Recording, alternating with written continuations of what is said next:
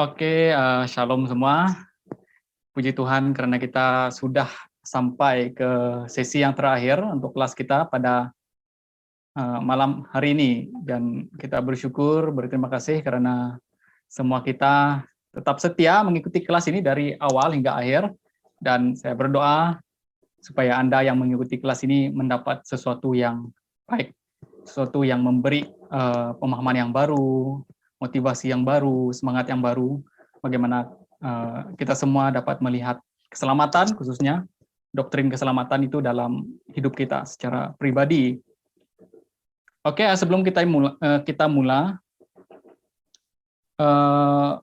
ada satu di sini, salah satu daripada anggota kita, ada chat kita, salah satu yang mendaftar ikut kelas kita, nama dia Bennett aja.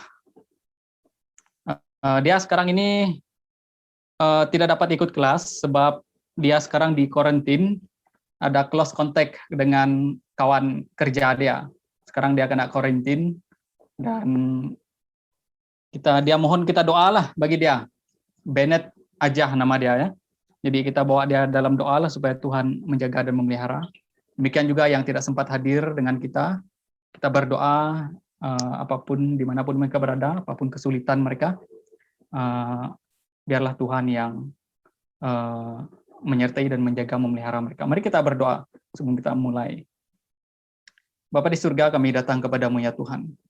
Kami datang ingin menyerahkan beberapa sahabat kami yang tidak sempat untuk mengikuti kelas kami pada malam hari ini.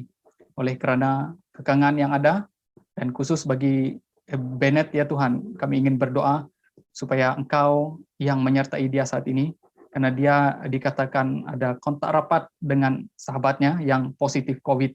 Kami berdoa ya Tuhan supaya Engkau menyertai dia, memelihara dia, menjaga dia. Dan kami berdoa supaya dia ya Tuhan dalam keadaan yang baik, dan dia dalam keadaan yang dipelihara oleh Tuhan. Dan kami berdoa supaya dia di dalam keadaan yang baik saja di saat ini, dimanapun dia berada. Dan kami berdoa supaya Engkau memberikan pelindungan kepada dia, dan Engkau bersama-sama dengan dia. Demikian juga dengan sahabat-sahabat kami yang lain yang tidak sempat hadir ke kelas kami, mungkin ada kekangan masing-masing, mungkin ada masalah tertentu yang sehingga mereka tidak dapat hadir. Kami berdoa, walaupun begitu ya Tuhan, Engkau tetap menyertai mereka, Engkau bersama dengan mereka, dan memberkati mereka, melindungi mereka. Dan bagi kami yang sudah mengikuti kelas ini pada malam hari ini, diberi kesempatan kami mampu untuk ikut kelas ini pada malam hari ini ya Tuhan, mulai dari malam pertama hingga ke malam yang terakhir ini. Kami berdoa ya Tuhan supaya Roh Kudus memberi pengertian yang rohani, yang lebih dalam lagi tentang makna daripada keselamatan itu secara menyeluruh dalam hidup kami, dan kami dapat memahami doktrin keselamatan secara utuh, dan membuat kami ya Tuhan semakin mengasihi Engkau, semakin mencintai Engkau dalam hidup kami, dan kami semakin melihat Engkau di dalam kehidupan kami, di setiap kami menjalani kehidupan kami di dalam dunia ini. Terima kasih Bapak, pada malam hari ini sesi yang terakhir Engkau menyertai ketika pembentangan yang disampaikan ya Tuhan diberitakan, dan sementara itu Roh Kudus-Mu bekerja kepada setiap pribadi terhadir pada malam hari ini. Berkati kami bersama, berkati hamba-Mu, berkati semua kami. Di dalam nama Yesus kami berdoa. Amin. Oke, kita terus dengan pelajaran sesi yang terakhir, sesi yang keempat pada malam hari ini, yaitu buah keselamatan. Ya, sisi yang terakhir yaitu buah keselamatan. Siapa? Oke. Sesi yang keempat, kita akan bicara tentang buah keselamatan. Jadi dalam pembentangan saya pada malam hari ini kita akan melihat ini ada 5 garis besar lah. Pertama, kita akan imbas kembali apa yang sudah kita pelajari pada minggu yang lalu, minggu yang sebelumnya juga. Dan kita akan melihat apa makna buah keselamatan. Setelah itu kita akan lihat hubungan keselamatan dan buah keselamatan. Apa hubungan doktrin keselamatan ataupun karya keselamatan yang Allah lakukan dan hubungannya dengan buah keselamatan. Dan yang terakhir, yang seterusnya kita akan lihat buah-buah keselamatan, dan akhirnya nanti kita lihat kesimpulan lah dari bagian ini. Jadi kita lihat Kalau kita melihat poin penting sebelum ini, yang kita lihat ada 3 bagian. Pertama, kita lihat dosa, bagaimana dosa itu menjadi berita buruk bagi kita hidup dibelenggu oleh dosa, hidup menurut kehendak masing-masing, dan tidak dapat menyelamatkan diri sendiri. Itu yang kita dapat dari sisi yang kedua sebelum ini, yaitu berita buruk. Itu sebabnya dosa menjadi berita buruk. Dan kita sudah melihat juga di sisi yang kedua, kita melihat tanpa berita buruk, maka tidak ada berita baik. Jadi dosa ini yang menjadi berita buruk dan menyebabkan kita nanti melihat berita baik, yaitu anugerah Allah. Di mana kita ditebus oleh Kristus, kita sudah melihat bahwa Kristus itu adalah jadi tebusan, dia menebus kita, itu inisiatif Allah. Ketika dia datang ke dalam dunia, mati di atas kayu salib bagi kita, dan dosa kita dibayar. Karena itu kita telah bebas dari belenggu dosa. Jadi kematian Yesus itu yang membebaskan kita daripada dosa yang dulu membelenggu kita. Seperti di dalam berita buruk yang pernah kita dengar, bahwa kita langsung tidak dapat bebas daripada dosa, tapi satu-satunya membebaskan kita adalah kematian Yesus di atas kayu salib. Dan kita memperoleh semuanya melalui iman. Ya, kita mendapat keselamatan itu secara percuma melalui iman kepada Kristus. Dan ini disebut anugerah, kita sudah melihat itu di sisi yang ketiga. Dan kita melihat 3 bagian yang hari ini yang akan kita sentuh adalah kita akan menjadi milik Allah. Nah, hidup kita dibelenggu oleh kasih karunia, tidak lagi dibelenggu oleh dosa, dan hidup kita hidup menurut kehendak Allah yang telah membeli kita, yang telah mengangkat kita, yang telah menebus kita itu. Kita hidup menurut kehendak Allah dan hidup berdamai dengan Allah. Ya, kita hidup menjadi berdamai dengan Allah. Ini kita lihat, ini ada ciptaan lama, ini dileherkan semula, dan kita menjadi manusia baru. Dan dulu kita milik dosa, ditebus oleh Kristus, dan kita menjadi milik Allah. Nah, ketika kita menjadi milik Allah, dan kita menjadi milik Allah bukan karena kita telah memiliki agama. Ini perlu kita lihat, ya. Karena sebelum ini kita sudah melihat bagaimana kita dapat menjadi milik Allah itu oleh karena penebusan Yesus. Bukan karena kita sudah memiliki agama Kristen atau agama-agama tertentu. Dan ini bermaksud kita menaati perintah Allah bukan karena berdasarkan peraturan-peraturan agama, melainkan dasarnya ialah penebusan Kristus. Kita lihat di sini di gambar raja ini. Ya, dosa, lepas itu kita ditebus, baru kita dapat menaati menuruti kehendak Allah. Dasarnya adalah penebusan Kristus, bukan peraturan-peraturan agama yang ditetapkan. Jadi kita menaati Allah oleh karena penebusan Kristus. Jadi kita taat kepada Allah karena kita telah ditebus oleh Allah, dan kita telah ditebus dari segala dosa-dosa dan pelanggaran kita. Ya, Yesus telah mengorbankan dirinya. Kita lihat di dalam sisi yang ketiga, Yesus datang mengorbankan dirinya menjadi sama dengan manusia, hidup dengan manusia yang berdosa, dihina, diludah, dibunuh, dan dengan cara yang sungguh hina. Namun yang membuat kita sungguh merasa sedih, ya, karena Yesus menderita luar biasa. Dia yang membuat kita begitu sedih bukan karena Yesus menderita dengan luar biasa disalib sampai mati, tetapi yang membuat kita tersentuh sebenarnya karena penyakit kita dan dosa kita lah yang ditanggungnya di atas kayu salib. Dan oleh itu, apabila kita ditebus hanya semata-mata karena kasih karunia Allah, maka kasih Allah di dalam kita, di dalam diri kita dibangun. Apabila kasih Allah di dalam kita dibangun, maka kita akan menaati Allah berdasarkan kasih tersebut.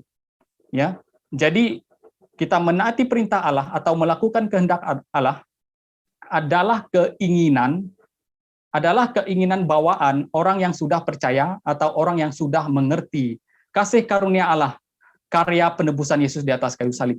Jadi waktu kita mengerti betapa besarnya anugerah Allah terhadap hidup kita, dia mati di atas kayu salib untuk kita menanggung segala dosa dan beban kita yang selama ini yang tidak dapat dilepaskan oleh diri kita sendiri, ditanggung oleh Kristus. Dan oleh karena itu, kasih Allah itu yang telah kita lihat di dalam Kristus, itu akan dibangun dalam hidup kita, dan di mana nanti kita akan melakukan kehendak Allah itu dengan keinginan bawaan kita, karena kita sudah mengasihi Allah, karena kita mengasihi Allah kita. Jadi apabila kasih Allah dalam diri kita dibangun, maka kehendak Allah, perintah Allah tidak menjadi beban yang berat untuk kita taati. Karena itu nanti akan menjadi buah daripada keselamatan itu. Kita lihat di dalam 1 Yohanes 2 ayat 5 berkata seperti ini. Tetapi barang siapa menuruti firman-Nya, di dalam orang itu sungguh sempurna kasih Allah.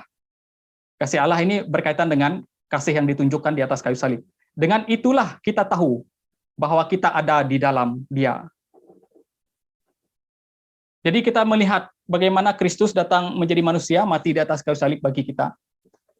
Dan waktu kita mengenal mengapa Dia mati di atas kayu salib, banyak orang tahu Dia mati di salib. Orang-orang non-Kristen pun tahu Dia mati di salib. Orang-orang sejarah Yunani lama yang dulu kuno pun tahu bahwa Yesus mati di salib. Tapi mereka tahu Dia mati di salib itu sebatas fakta sejarah. Tapi bagi kita yang percaya, apa makna daripada kematian Yesus? Itu yang paling penting. Dan kita tahu bahwa Dia mati untuk dosa-dosa kita. Dan itulah yang membuat hati kita tersentuh, dan kasih Allah tadi dibangun dalam diri kita. Dan bila kasih Allah itu sudah dibangun dalam kita, maka kita akan menuruti perintah Allah, tidak lagi menjadi beban yang berat, ya, tidak lagi menjadi beban yang berat. Kita lihat seterusnya, apa makna buah keselamatan?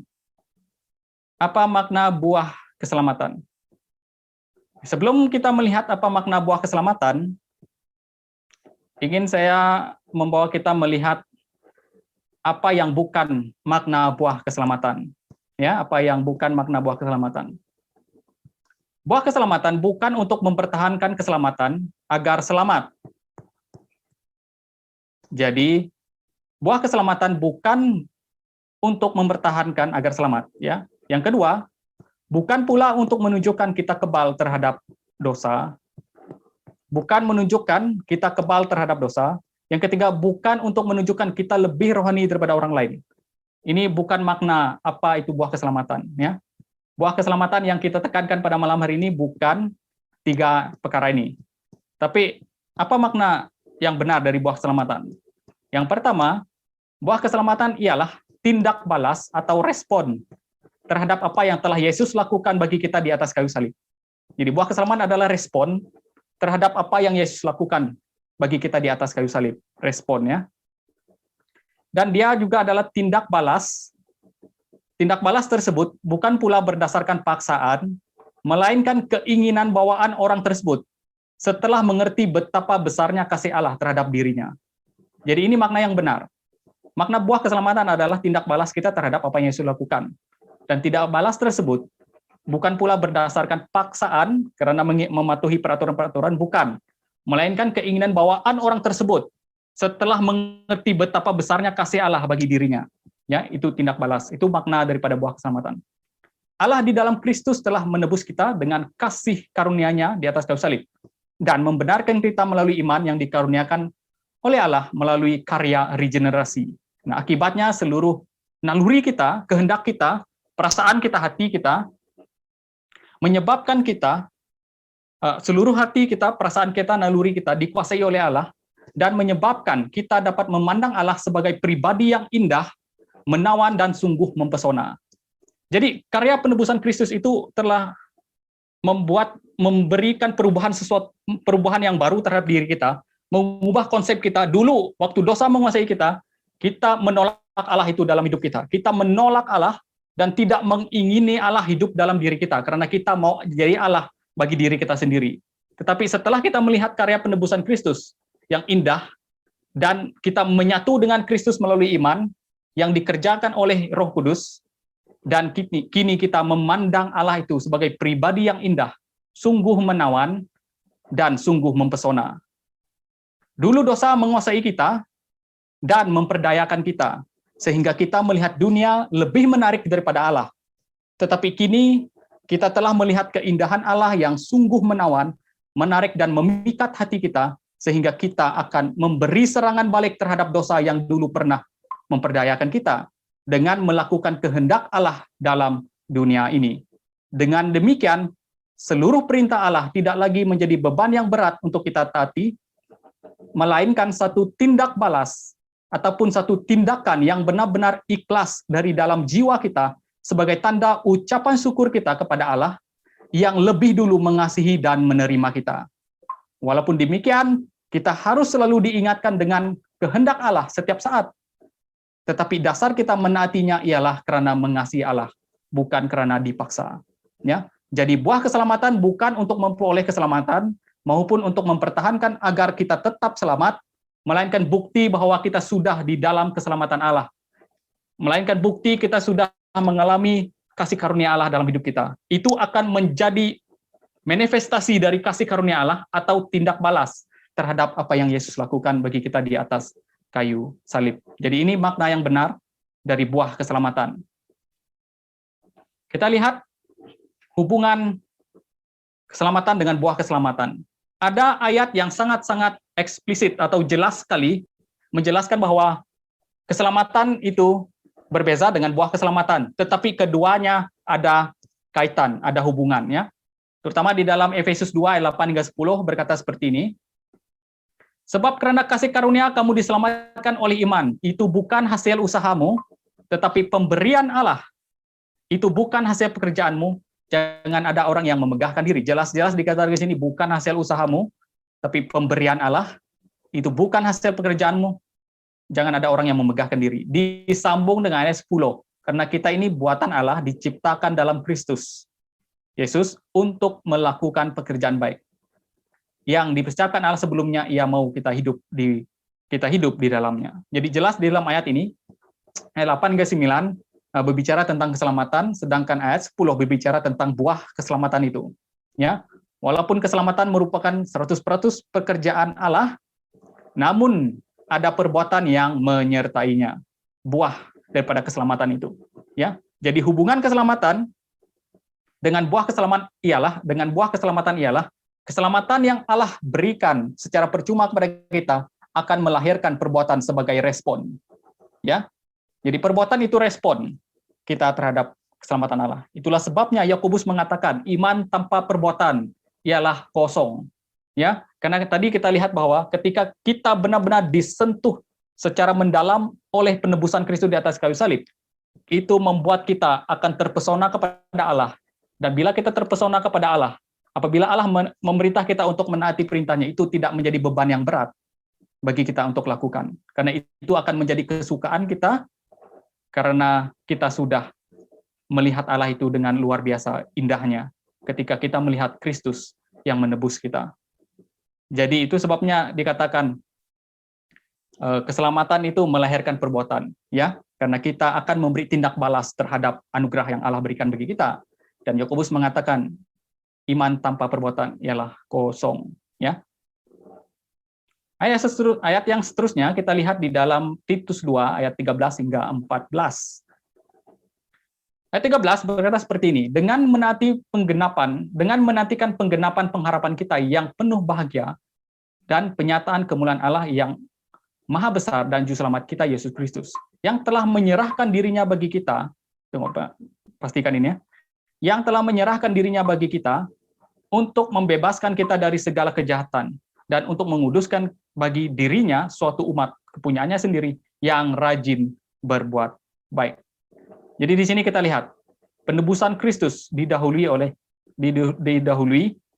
baru nanti ada buah keselamatan. Di sini kepunyaannya sendiri yang rajin berbuat baik, ya. Jadi kita diselamatkan oleh Allah dan supaya kita melahirkan buah-buah keselamatan. Ya, jadi jelas ya, dua ayat ini sudah cukup jelas. Banyak ayat lain sebenarnya, tapi ini yang paling jelas yang boleh kita jadi contoh dua ayat ini ya. Dan kita juga melihat muliakanlah tubuhmu. Karena kamu sudah dibeli dengan harga yang lunas dibayar, muliakanlah tubuhmu muliakanlah tubuhmu.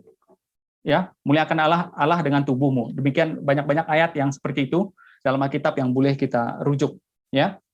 Jadi jelas bahwa walaupun keselamatan dalam hal keselamatan perbuatan baik tidak ada kaitannya, tidak ada hubungannya dengan keselamatan, dan walaupun buah keselamatan itu berbeza dari keselamatan, tapi keduanya saling berkaitannya.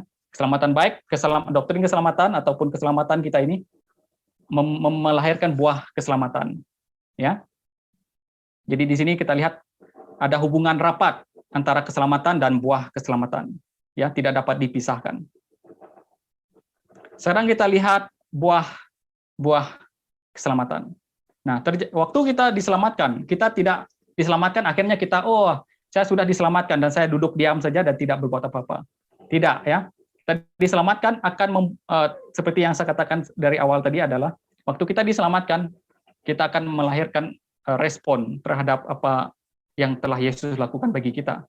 Dan saya catat di sini ada beberapa. Yang pertama adalah pandangan yang baru terhadap Allah dan Kristus. Ya, ada perubahan pandangan yang baru terhadap Allah dan Kristus. Di dalam Yohanes 17 ayat 3 berkata seperti ini, inilah hidup yang kekal itu, yaitu bahwa mereka mengenal Engkau, satu-satunya Allah yang benar, dan mengenal Yesus Kristus yang telah Engkau utus. Jadi ada pandangan yang baru terhadap Allah dan Kristus.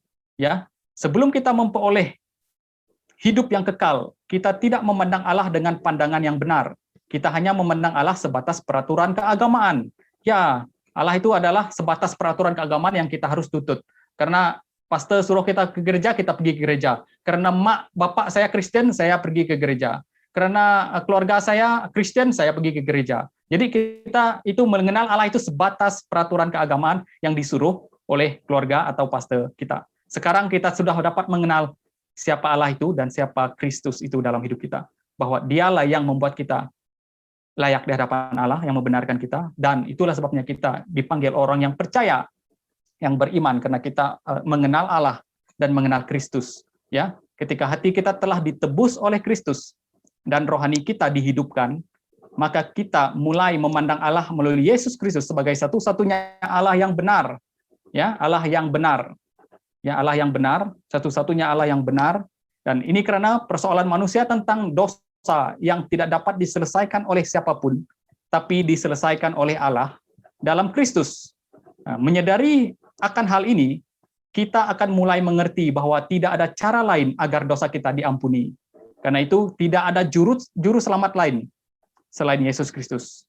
Dan itu juga berarti tidak ada Allah lain selain Allah yang kita kenal di dalam nama Yesus Kristus. Jadi karya penebusan Kristus akan menjadi titik awal perubahan pandangan kita, di mana kita akan memandang Allah satu-satunya Allah yang benar, dan satu-satunya juru selamat kita, Yesus Kristus. Jadi pandangan yang baru ini akan membawa kita membangun relasi yang baru dengan Allah dalam kehidupan kita sehari-hari dengan mengandalkan Dia dan mengandalkan apa yang telah Yesus kerjakan di atas kayu salib bagi kita. Jadi akan terjadi pandangan yang baru terhadap Allah dan Kristus. Dulu mungkin kita melihat Allah itu dalam kehidupan kita sebagai sesuatu yang karena saya ini Kristen, saya ikut. Jadi apa yang dikatakan di sana, saya ikut. Tapi sekarang kita melihat dengan cara yang berbeda. Ya, Allah itu adalah Allah yang telah menyelamatkan kita, dan kita akan memandangnya sebagai Allah yang benar, satu-satunya Allah yang dapat menyelesaikan masalah dosa yang menjadi masalah, yang menjadi problem besar manusia. Jadi kita akan melihat Allah yang benar itu dalam kehidupan kita. Yang kedua, buah yang kedua adalah kita akan memberi pandangan wawasan dunia yang baru. Tadi terjadi perubahan pandangan terhadap Allah dan terhadap Kristus. Mungkin sebelum ini kita ragu, oh benarkah Allah ada, ataupun benarkah Kristus itu juru selamat. Tapi sekarang waktu kita mengenal penebusan Kristus, baru kita dapat mengenal Allah yang benar dan Kristus satu-satunya juru selamat. Dan yang kedua, tidak hanya bagaimana pandangan kita terhadap Allah dan Kristus, yang kedua juga Dia memberi pandangan kepada kita tentang wawasan dunia yang baru, ya. Dulu kita lihat, sekarang kita lihat gambar aja yang saya buat ini, ya. Dunia, kita lihatnya dari empat kacamata ini: penciptaan, kejatuhan, penebusan, pemulihan. Dan ini harus menjadi gaya orang Kristen melihat dunia, ya. Waktu mereka sudah mengenal Allah, juru selamat mereka yaitu Yesus Kristus dan Allah, mereka harus melihat dunia ini dengan empat sudut pandang ini. Ya, pertama penciptaan, kejatuhan, penebusan, dan pemulihan. Sebelum kita mengenal Allah melalui karya penebusan Kristus, dunia ini dipandang sebagai sesuatu yang berdiri sendiri. Tetapi setelah kita mengenal kebenaran dari apa yang Allah lakukan dalam hidup kita, maka kita akan memandang dunia ini dari wawasan dunia yang baru, yaitu dari sudut pandang Allah sendiri. Ya. Maksudnya ialah, buah dari keselamatan itu ialah, kita akan mulai mengubah cara pandang wawasan dunia kita dengan wawasan dunia Kristen kita. atau dengan kata lain terjadi perubahan pada pikiran atau akal budi kita. Itu dalam Roma 12 ayat 2 juga mengatakan bahwa berubahlah oleh pembaruan akal budimu. Maksudnya kita ada satu terjadi perubahan pikiran dalam cara kita berpikir. Ya, kita akan memandang dunia ini dengan masing-masing cara pandang kita, cara pandang dunia kita. Sekarang kita sudah melihat dunia ini dengan cara pandang Allah itu sendiri, ya, dengan cara pandang Alkitab itu sendiri. Karena kita sudah diperbaharui secara pikiran. Bila pikiran kita berubah, cara pandang kita akan berubah. Ya, setiap apa yang berlaku dan setiap apa dari tindakan maka kita akan melihat semuanya dari keempat perkara ini. Nah, setiap apa yang berlaku dan setiap tindakan kita, apa yang dari tindakan kita, maka kita akan melihat semuanya dari keempat perkara ini. Keempat sudut pandang ini ialah jawaban bagi setiap persoalan yang ada di sekitar kita. Mungkin selama ini kita akan menjadi bertanya-tanya, apa yang ada di sekitar saya ini? Mengapa matahari boleh ada? Mengapa laut yang begitu besar? Apakah manusia menciptakannya? Dan kita secara langsung akan dapat menjawab pertanyaan itu, bahwa ada Allah yang menciptakan. Yang kedua, masalah kejahatan. Mengapa begitu banyak kejahatan dunia ini? Dan kita akan melihat dari wawasan dunia Kristen, ternyata ada dosa yang menyebabkan itu kejatuhan, yang menjadi persoalan yang terjadi. Jadi kita akan situasi di persoalan di sekitar kita, dan empat cara pandang ini menjadi jawaban terhadap apa yang kita lihat di sekitar.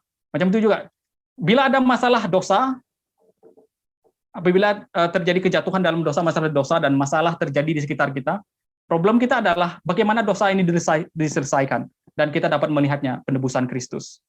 Ya, dan bila kita melihat keadaan di dunia ini dan orang-orang percaya bergumul tentang kehidupan mereka selepas kematian, adakah pengharapan, dan kita mulai melihat ini pemulihan yang akan datang. Jadi world view kita harus melihat dari keempat cara pandang ini terhadap dunia. Jadi apabila kita ditebus oleh Kristus, kita akan mendapat pandangan yang baru terhadap Allah, dan juga mendapat pandangan yang baru terhadap dunia ini.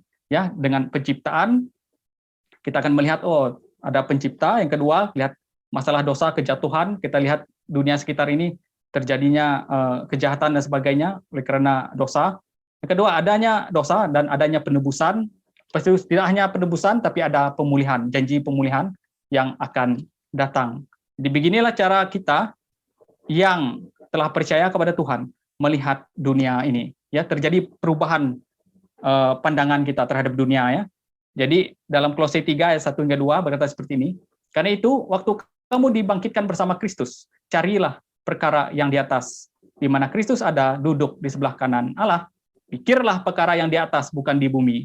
Jadi ini terjadi perubahan kepada cara pandang kita. Carilah dan pikirlah perkara yang di atas, perkara yang di atas.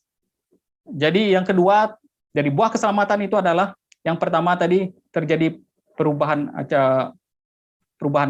pandangan kita. Yang kedua, dia memberi pandangan wawasan dunia yang baru terhadap kita.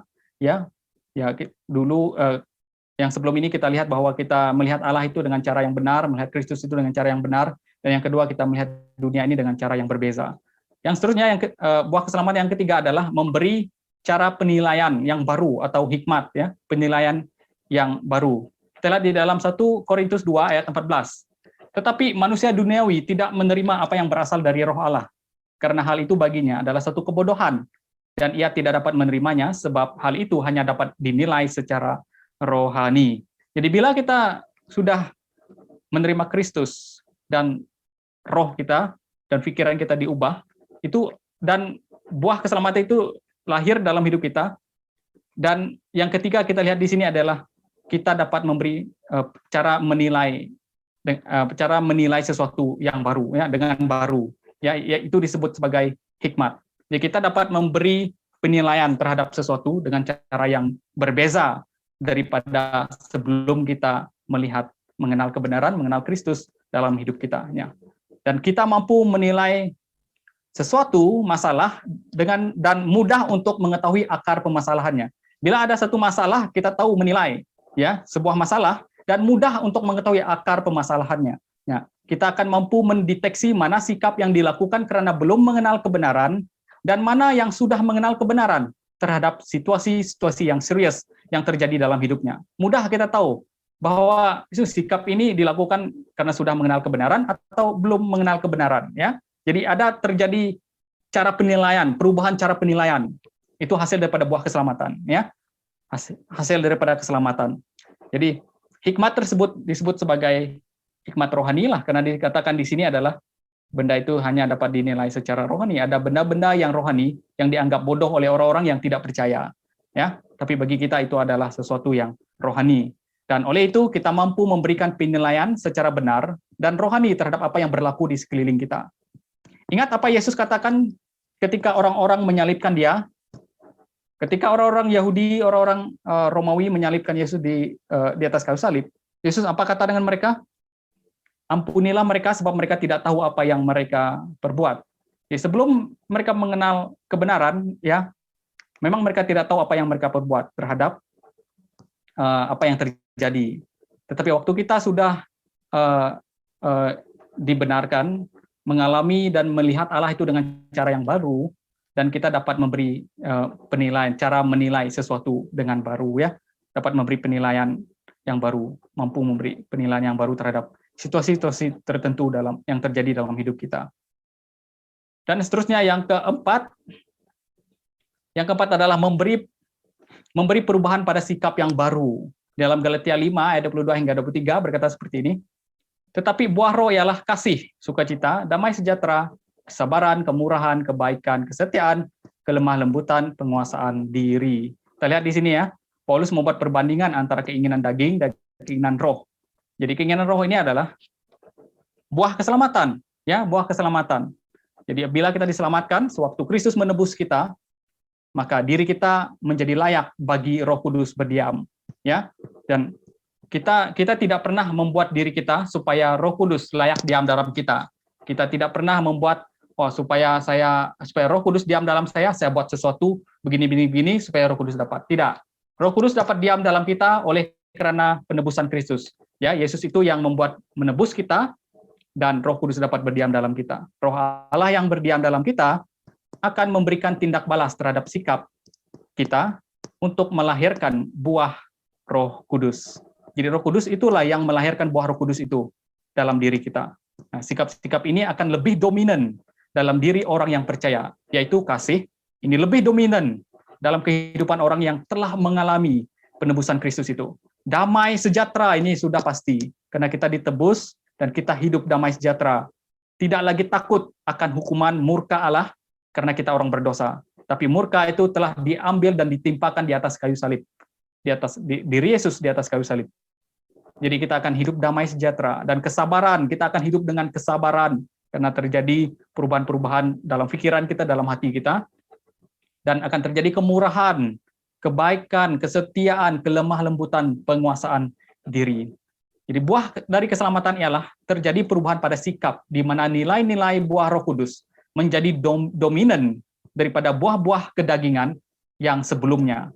Ya, mungkin dulu kita tidak mengasihi, sekarang kita mengasihi, begitu, ya. Dulu mungkin kita pendendam, tapi sekarang kita menjadi orang yang mengampuni.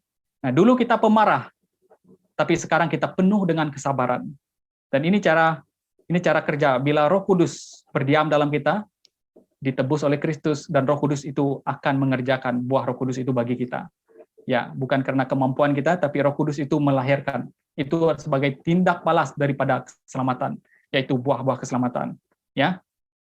Nah, yang keempat ialah ia memberi perubahan pada sikap yang baru. Ya, perubahan sikap yang baru. Dulu kita mungkin hidup sangat diri sendiri, bergantung pada diri sendiri, dibuat sesuatu kepada diri sendiri, buat sesuatu untuk kepada diri sendiri. Sekarang kita melakukannya karena kita sudah melihat Allah itu betapa Dia mengasihi kita. Ya. Yang kelima, terjadi perubahan motivasi yang berdasarkan kasih. Jadi kita lihat, ya, motivasi kita akan selalu berdasarkan kasih. Di dalam Matius 22 ayat 37 hingga 40 berkata seperti ini. Jawab Yesus kepadanya, kasihilah Tuhan Allahmu dengan segenap hatimu, dan dengan segenap jiwamu, dan dengan segenap akal budimu. Itulah hukum yang terutama dan yang pertama. Dan hukum yang kedua yang sama dengan itu ialah kasihilah sesamamu. Perhatikan, kasihi samamu manusia seperti dirimu sendiri. Pada kedua hukum ini tergantung seluruh hukum Taurat dan kitab para nabi. Kita lihat ya, seluruh hukum Taurat dan kitab para nabi tergantung pada satu hukum, yaitu kasihilah. Kasih kepada Tuhan dan kasih kepada sesama. Kalau kita membaca di seluruh kitab Perjanjian Baru, Paulus banyak mengatakan kepada gereja-gereja bahwa kalau kamu sudah kalau kamu mengasihi seseorang, ya, mengasihi sesamamu, kamu telah melakukan seluruh perintah Allah. Karena kalau kita melihat perintah Allah itu 10 hukum yang sudah kita lihat, hukum yang pertama hingga hukum yang ke-6, kalau kita melihat dalam hukum ke-6, itu adalah mencangkup satu perintah, yaitu kasihilah Tuhan Allahmu. Karena di sana adalah jangan menyembah Allah lain, jangan menyebut nama Tuhan sembarangan, itu hubungannya dengan Tuhan. Sampai jangan hari Sabat, kamu harus menjaga, kuduskanlah hari Sabat, dan sebagainya. Dan kalau kita melihat dari hukum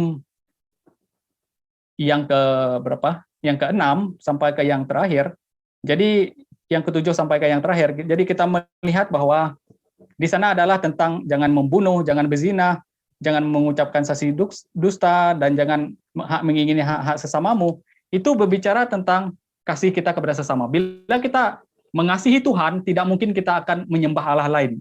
Bila kita mengasihi Tuhan, tidak mungkin kita akan menyebut nama Tuhan itu sembarangan. Demikian juga kalau kita mengasihi sesama, kita tidak mungkin mencuri, kita tidak mungkin membunuh, dan sebagainya.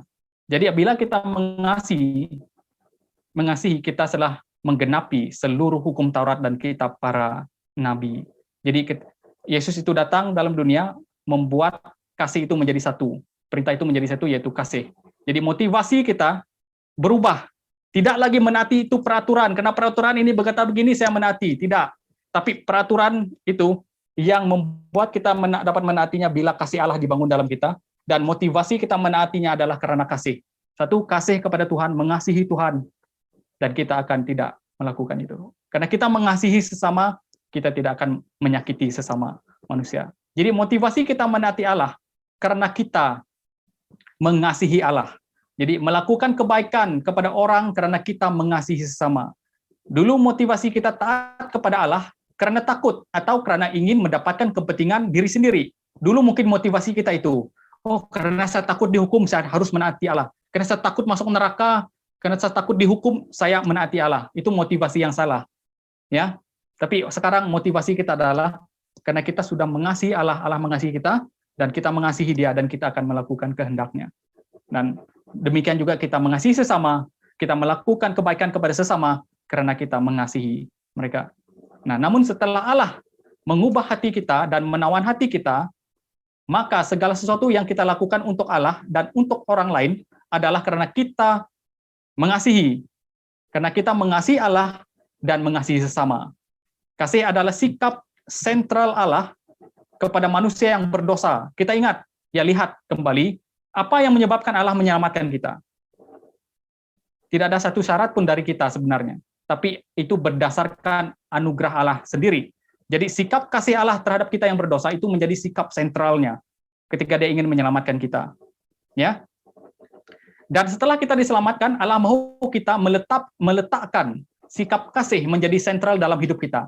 Setelah kita diselamatkan, Allah pula mau kita menetapkan sikap kasih menjadi sikap yang sentral dalam seluruh sikap kita, menjadi motivasi terhadap sikap-sikap yang lain, yaitu kasih.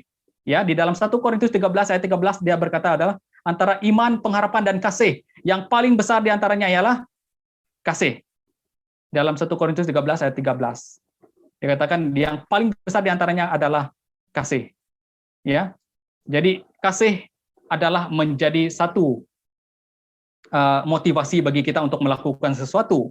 Jadi jadi buah keselamatan yang kelima ialah terjadi perubahan motivasi yang berdasarkan kasih Allah. Ya, terjadi perubahan yang berdasarkan kasih Allah. Dan yang seterusnya kita lihat yang keenam, perjuangan melawan keinginan daging. Di dalam Roma 7 ayat 23 berkata seperti ini, tetapi di dalam anggota-anggota tubuhku aku melihat hukum lain yang berjuang.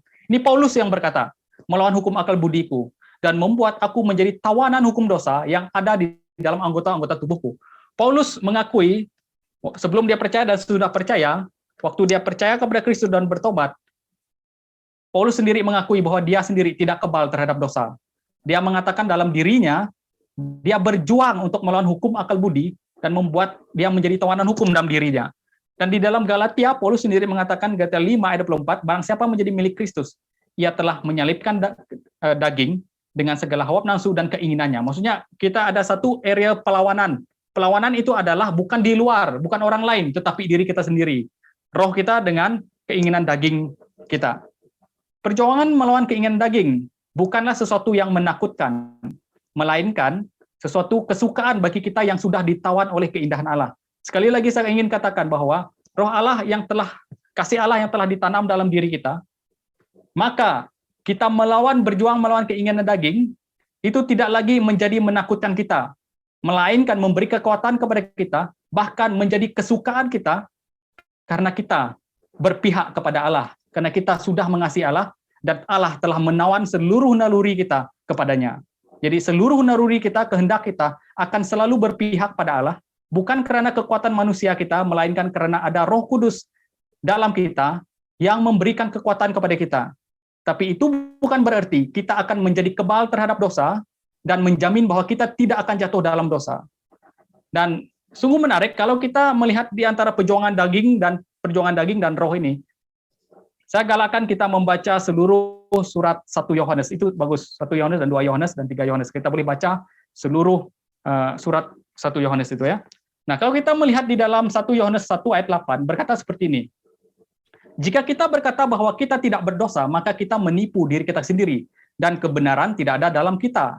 Itu Yohanes yang tulis. Nah, kita lihat bahwa setelah menjadi percaya pun ya Yohanes sendiri mengatakan bahwa setelah kita menjadi percaya, karena pada waktu itu ada orang-orang tertentu mengatakan setelah menjadi percaya kita tidak lagi berdosa. Ya, kita tidak lagi kita menjadi orang secara langsung itu berubah menjadi orang yang rohani begitu. Jadi Yohanes menulis ini sengaja untuk memberitahu mereka-mereka yang berkeyakinan seperti itu. Dia berkata bahwa jika kita mengatakan mengandaikan bahwa kata jika kita mengatakan itu menunjukkan bahwa ada orang-orang tertentu mengatakan bahwa setelah menjadi percaya kita tidak berdosa lagi. Kita menjadi sempurna, dengan kata lain kita menjadi sempurna sepenuhnya.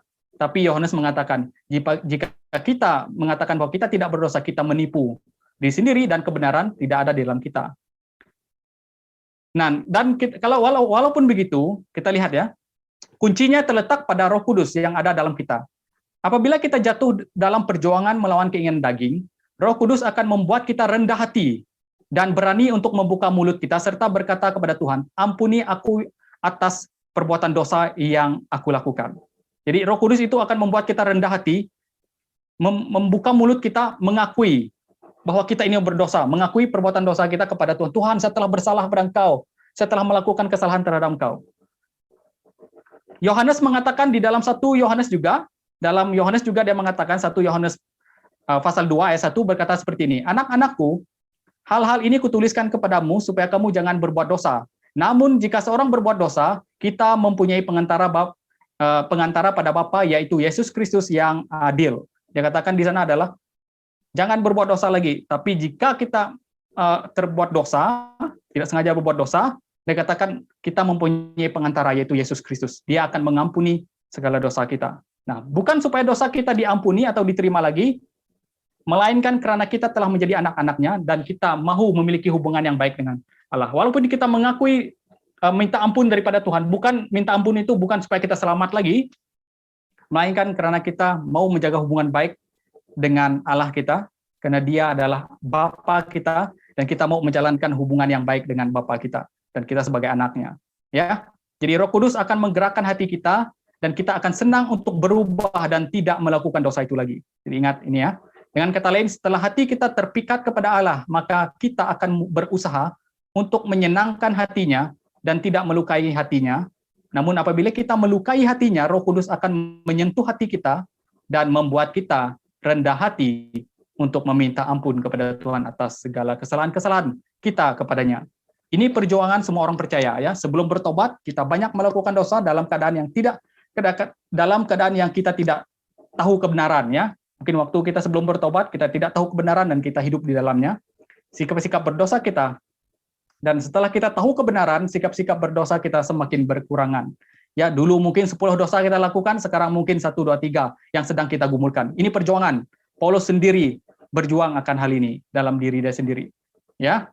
Jadi berbeza hidup dalam dosa. Dua hal ini sudah kita lihat pada minggu yang lalu, itu berbeza antara hidup dalam dosa dan jatuh dalam dosa. Ingat ya, hidup dalam dosa itu berbeza dengan maksudnya jatuh dalam dosa. Ini adalah dua hal yang berbeza. Jadi, bila kita diselamatkan, buah keselamatan itu juga terjadi bila kita berjuang melawan keinginan daging. Ya, berjuang melawan keinginan daging. Ya, berjuang melawan keinginan daging. Yang ke-7 kita melihat buah keselamatan yang seterusnya adalah bersemangat memberitakan Injil kasih karunia Allah. Ya, ini sudah tentu ya. Bersemangat memberitakan Injil. Kita lihat ya, di dalam seluruh Alkitab, mulai dari kitab Kisah Para Rasul, itu mulai bertumbuhnya gereja, sampai nanti gereja dan surat-surat itu sampai kitab Wahyu. Kita akan lihat itu satu persatu secara cepat ya. Di dalam Kisah Para Rasul kita lihat, ketika Yesus berkhotbah, dia mengatakan penyaliban Yesus. Dia memberitakan keselamatan ya, tentang salib. Dia memberitakan tentang kebangkitan Kristus. Ya, dia memberitakan tentang Yesus kepada mereka. Ini pemberitaan pertama ketika Petrus berkhotbah di Yerusalem waktu Pentakosta itu. Ya, dia memberitakan tentang apa? Tentang Yesus. Jadi bersama memberitakan Injil kasih karunia itu adalah buah keselamatan. Dipastikan Injil yang kita beritakan adalah benar-benar Injil. Ya, apa itu Injil? Injil itu adalah bicara tentang kematian, kebangkitan Tuhan Yesus yang telah menebus kita. Bicara tentang diri Yesus, bicara tentang Yesus itu sendiri, itu adalah Injil. Jadi bersemangat memberitakan Injil. Kita lihat apa yang diberitakan di dalam seluruh Perjanjian Baru dan kepada gereja-gereja pada zaman itu. Kita lihat mereka memberitakan apa? Ya, salib Yesus. Mereka memberitakan kebangkitan Kristus. Mereka mengajar banyak orang tentang Kristus, ya. Karena itu adalah inti dari Injil. Dalam Roma kita melihat Injil itu telah dijanjikannya. Dari surat awal Paulus dia mendasarkan ajarannya tentang Injil, yaitu tentang anaknya, tentang Yesus Kristus. Injil itu adalah tentang anaknya, itu Yesus Kristus, yaitu keselamatan. Ya, yang seterusnya kita lihat di dalam surat Korintus dikatakan, sebab aku telah memutuskan untuk tidak mengetahui apa-apa di antara kamu selain Yesus Kristus, yaitu Dia yang disalibkan. Jadi Injil yang kita beritakan kena benar-benar seperti apa yang para rasul tuliskan. Ya, kepada gereja di Korintus, kepada gereja di Roma, mereka memberitakan salib Yesus Kristus. Mereka memberitakan kematian Yesus sebagai dasar ajaran mereka, sebagai dasar penginjilan mereka kepada gereja. Dan kita lihat di dalam Galatia juga mengatakan yang telah menyerahkan dirinya karena dosa-dosa kita. Berita tentang Yesus, kematian, kebangkitan, penebusan bagi dosa-dosa kita menjadi dasar seluruh ajaran-ajaran yang lain di dalam gereja, baik sebagai dasar ajaran penginjilan, sebagai ajaran dasar praktikal dalam gereja, itu didasarkan tentang kematian, kebangkitan Tuhan Yesus. Dengan kata lain, itu adalah keselamatan menjadi dasar bagi mereka. Dan seterusnya kita lihat di gereja Efesus, disebab dikatakan di sana, sebab di dalam Dia dan oleh darahnya, ini menjadi dasar ajaran Paulus di gereja Efesus. Ini Injil yang diberitakan kepada mereka. Ya. Seterusnya di gereja Filipi juga mengatakan mengenal Dia dan mengenal kuasa kebangkitannya dan persekutuan dengan penderitaannya. Jadi dasar Paulus mengajar gereja di Filipi adalah kematian dan kebangkitan Kristus. Itu menjadi dasar Injil keselamatan, ya, menjadi dasar ajaran. Dan di gereja Kolose juga mengatakan dalam firman kebenaran, yaitu Injil. Injil itu adalah tentang Kristus. Seterusnya kita lihat di gereja Tesalonika, Injil yang kami beritakan bukan disampaikan dengan kata-kata saja, tapi juga dengan kekuatan Roh Kudus, yaitu Injil, ada disebut di sini. Seterusnya di gereja dengan Timotius, surat pribadi kepada Timotius juga dikatakan, ingatlah ini, Yesus Kristus yang telah bangkit di antara orang mati. Ketika dia ingin menasihati Paulus, dasar nasihatnya adalah Injil Yesus Kristus. Jadi ini cara mereka memberitakan Injil. Kan sekarang ini kita sering kali ya, bila kita mendengar tentang program penginjilan, pikir kita adalah satu kumpulan gereja melakukan aktiviti pergi ke pendalaman. Itu konsep yang sangat-sangat CT. tentang penginjilan. Penginjilan itu adalah memberitakan kepada semua orang dan juga berita di dalam dari gereja sendiri. Injil itu sendiri perlu diberitakan dalam gereja, yaitu tentang Yesus Kristus, tentang kebangkitannya. Juga kepada Titus, surat pribadi kepada Titus, menyerahkan dirinya bagi kita untuk membebaskan kita. Dasar nasihatnya kepada Titus juga adalah kematian dan kebangkitan Kristus. Dengan kata lain adalah Injil, keselamatan. Dasar dari ajaran mereka kepada, nasihat mereka kepada Titus. Juga di dalam surat pribadi kepada Filemon, Paulus seorang hukuman karena Kristus menjadi dasar. Ya, Injil itu menjadi dasar. Seterusnya kepada orang-orang Ibrani, maka pada zaman akhir ini ia telah bicara kepada kita tentang anaknya juga sebagai dasar, anaknya itu Yesus Kristus. Kita lihat terusnya di Yakobus, surat Yakobus juga mengatakan yang beriman kepada Yesus Kristus. Dasar ajaran praktikal dalam seluruh surat Yakobus ini adalah beriman kepada Kristus Yesus. Yesus Kristus ini menjadi dasar ajaran mereka.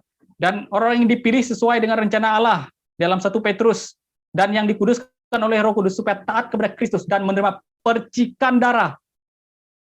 Ini yang menjadi ajaran mereka. Dan juga kita melihat di dalam 1 Yohanes 1 dikatakan, apa yang telah kami lihat dan yang telah kami dengar, itu dikatakan siapa? Anaknya Yesus Kristus. Itu yang menjadi dasar ajaran mereka. Terus di dalam Yudas 1 ayat 1 dikatakan, dipelihara untuk Yesus Kristus. Ini keselamatan semua. Ini bicara tentang Yesus, ini bicara tentang keselamatan. Ya, bicara tentang Injil. Yang seterusnya dikatakan di dalam Wahyu, yang terakhir, Wahyu, bangkit dari antara orang mati. Siapa? Yesus Kristus. Jadi semua tulisan perjanjian baru berdasarkan Injil. Keselamatan Yesus Kristus. Bandingkan dengan gereja sekarang. Apa berita yang selalu disampaikan, lebih dominan disampaikan dalam gereja sebagai berita Injil? Berita apa selalu kita dengar? Motivasi, bagaimana hidup, bagaimana menjadi orang Kristen yang lebih baik. Berapa kali nama Yesus, nama kebangkitan, kematian Yesus selalu didengar. Oh, mungkin kita selalu dengar Yesus itu waktu Christmas. Mungkin itu waktu Paskah. Padahal para murid, para rasul yang menulis surat-surat Alkitab ini kepada kita, memberitakannya setiap saat kepada mereka tentang kematian dan kebangkitan Yesus. Ya, jadi Injil ini yang harus kita beritakan tentang kematian kebangkitan Kristus menjadi seluruh dasar ajaran kita. Mengapa kita memuliakan Allah dengan tubuh kita? Karena kita sudah dibeli dengan lunas, ditebus oleh Kristus. Mengapa kita melakukan perbuatan baik? Karena kita sudah ditebus oleh Kristus. Mengapa kita harus rajin membaca Alkitab? Karena Kristus telah mengangkat saya menjadi anaknya, menebus kita. Dan semua dasarnya adalah Kristus. Jadi buah keselamatan itu akan membuat kita semangat memberitakan Injil tentang Kristus. Apa Injil tentang Kristus? Adalah kematian dan kebangkitan Yesus itu yang menebus kita. Itu adalah setelah kita tahu bahwa kita berdosa dan diselamatkan hanya semata-mata oleh penebusan Kristus, maka kita pasti akan terbeban untuk memberitakan penebusan Kristus atau Injil kepada orang yang belum mendengar. Kita tidak mau bukan hanya kita saja yang mendengar dan diselamatkan, tetapi kita juga akan berbelas kasihan kepada mereka yang belum mendengar Injil, karena kasih Allah sudah ada dalam kita. Karena itu, buah dari keselamatan ialah kita akan bersemangat untuk memberitakan penebusan Kristus kepada orang lain. Ingat, berita penebusan Kristus itu ialah Injil, dan berita Injil itu bukan hanya program penginjilan, melainkan dasar dari seluruh pemberitaan firman Allah, baik di luar gereja maupun di dalam gereja. Baik dalam gereja dan di luar gereja, pemberitaan firman Allah harus berpusat pada Injil, yaitu berpusat pada kematian dan kebangkitan Kristus. Jika pemberitaan firman Allah tidak berpusat pada Injil, maka pemberitaan firman yang kita sampaikan cenderung berpusat pada sistem agama dan moralisme semata-mata. Ya, kita lihat apa yang para rasul beritakan kepada orang yang belum percaya, maupun menyampaikan firman Tuhan kepada orang yang percaya, atau gereja dalam perjanjian baru, yaitu Injil. Ya, Injil. Dasar semua ajaran mereka adalah Injil. Seterusnya kita melihat yang ke-8. Setia dan tekun menantikan janji pengharapan. Nah, ini akan menjadi buah keselamatan. Di buah keselamatan, selain yang lain tadi kita akan melihat buah keselamatan itu membuat kita tekun menantikan janji pengharapan.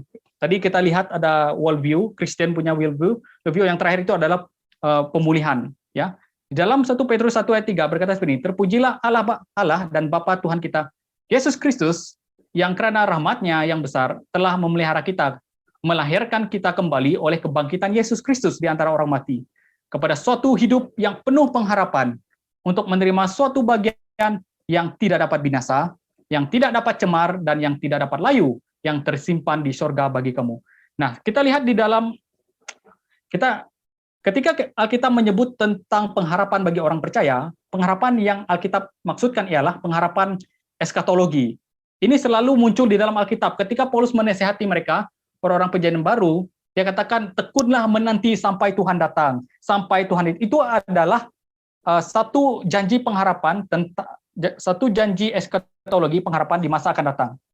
Jadi orang percaya sebenarnya seharusnya di dalam keyakinan mereka, setelah mereka tahu keselamatan, mereka setia dan tekun menantikan janji pengharapan itu. Justru itu juga menjadi penghiburan dan kekuatan bagi mereka. Dan itu selalu akan disebut oleh mereka, ya, bahwa dalam dunia ini yang sementara penuh dengan penderitaan, dan kita menantikan janji pengharapan yang akan datang. Dikatakan ini suatu hidup penuh pengharapan, suatu bagian yang tidak dapat binasa yang tersimpan di sorga bagi kamu.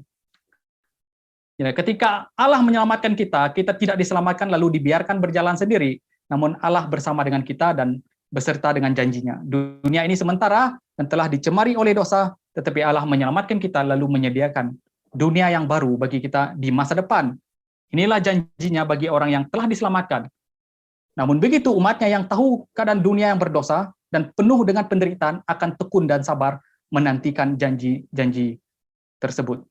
Ya, kalau kita melihat di dalam 1 Tesalonika 3 ayat 13 juga mengatakan bahwa kiranya Dia menguatkan hatimu supaya tidak bercacat dan kudus di hadapan Allah dan Bapa kita pada waktu kedatangan Yesus Tuhan kita. Kalau kita membaca banyak surat-surat yang lain ditulis oleh Paulus, dia selalu memberikan janji-janji pengharapan, janji-janji eskatologi seperti ini kepada orang-orang di gereja-gereja yang lainnya. Paulus sendiri, ya. Berkaitan dengan perjuangan daging melawan keinginan daging yang kita tahu tadi, ya, semua kita pasti akan meninggal dunia dengan tubuh yang berdosa. Sebab itu tidak ada orang yang meninggal dunia tanpa tidak berdosa. Jadi salah satu pergumulan kita tadi adalah tubuh kita ini sudah berdosa, dan tidak ada orang yang meninggal dunia tanpa tidak berdosa.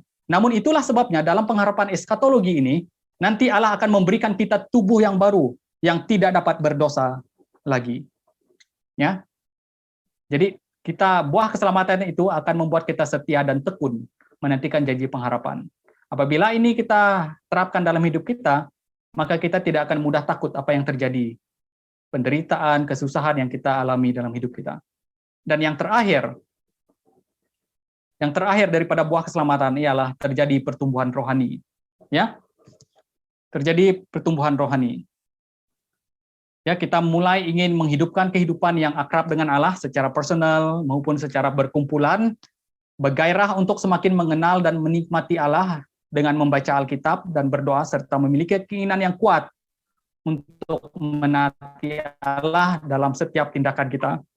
Setia mengandalkan Tuhan dan setia kepadanya, mengenakan sikap kasih sebagai sikap dan tingkah laku yang terutama dan pertama dalam hidup kita. Jadi terjadi pertumbuhan rohani. Dulu kita mati rohani, tidak dapat berbuat apa-apa. Setelah Allah melahirkan kita kembali melalui Roh Kudus, rohani kita dihidupkan. Jadi setelah rohani kita dihidupkan, di sana terjadi pertumbuhan rohani dalam hidup kita. Kita akan memiliki hubungan yang akrab dengan Allah, dan kita akan mulai mengenal Dia, ingin mengenal Dia, menikmati Dia dengan membaca firman-Nya, berdoa, dan juga menaati Allah dalam setiap tindakan kita.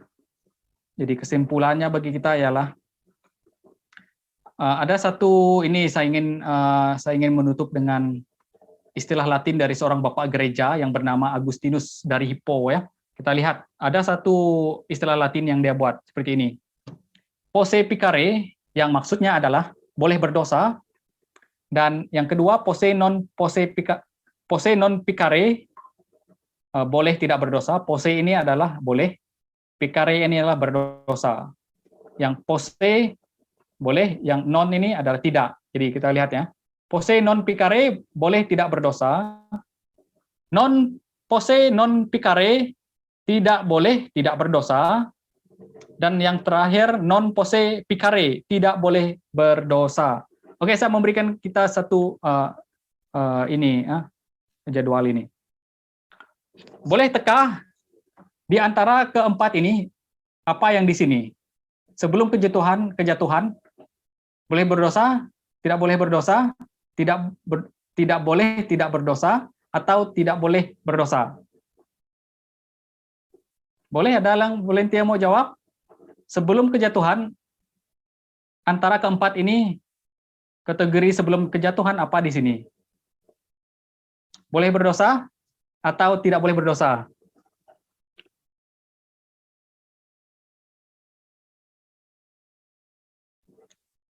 Oke, kalau kita lihat sebelum kejatuhan itu adalah boleh berdosa, boleh tidak berdosa. Jadi kita lihat Adam sebelum kejatuhan dia boleh jatuh dalam dosa ya. Kita lihat dia jatuh. Setelah kejatuhan, apa yang terjadi di antara di sini adalah ini. Boleh berdosa, tidak boleh tidak berdosa. Setelah kejatuhan manusia itu sentiasa terus berdosa. Ya, dia boleh berdosa, boleh tidak boleh tidak berdosa. Manusia itu akan terus berdosa. Setelah ditebus, terjadi perubahan, boleh berdosa, boleh tidak berdosa. Nah, di sini tempat perjuangan tadi, perjuangan daging. Kita boleh berdosa, boleh tidak berdosa. Tapi setelah kita menerima hidup kekal, apa yang terjadi adalah boleh tidak berdosa, tidak boleh berdosa. Jadi boleh tidak berdosa, tidak boleh tidak berdosa, tidak boleh berdosa. Jadi di surga nanti kita tidak memiliki kemampuan untuk berdosa lagi. Ya. Jadi ini yang terjadi. Sebelum kejatuhan manusia boleh berdosa, dan setelah kejatuhan manusia tidak boleh tidak berdosa. Dan setelah ditebus manusia boleh berdosa dan boleh tidak berdosa. Setelah hidup kekal kita tidak boleh berdosa lagi. Karena di sana tidak ada yang namanya kejahatan, namanya penderitaan dan sebagainya. Ya. Jadi kesimpulannya adalah keselamatan di dalam Kristus merupakan anugerah Allah semata-mata yang tidak diperoleh oleh perbuatan baik, ketaatan atau usaha apapun dari manusia. Namun keselamatan itu akan menghasilkan transformasi yang baru dalam hidup kita, karena seluruh perhatian, kehendak kita, naluri kita ditawan oleh keindahan Allah melalui karya salib Kristus yang menyebabkan kita dengan sendirinya mengasihi, menaati, dan mematuhi kehendak Allah. Jadi seluruh keberadaan hidup kita mulai diselamatkan dan menjadi anggota dalam kerajaan Allah sampai kepada hidup yang kekal merupakan kasih karunia Allah atas hidup kita. Tanpa Injil atau penebusan Kristus, kita tidak akan dapat mengalami perubahan hidup yang sungguh-sungguh sedemikian ya. Jadi semuanya adalah karena penebusan Kristus dan akan melahirkan perbuatan dalam hidup kita. Dan buah-buah keselamatan seperti yang saya sebut tadi, ada banyak yang lain lagi, tapi itu yang sempat yang saya sharing bagi kita pada malam hari ini. Dan buah-buah keselamatan itu akan lahir dalam hidup kita.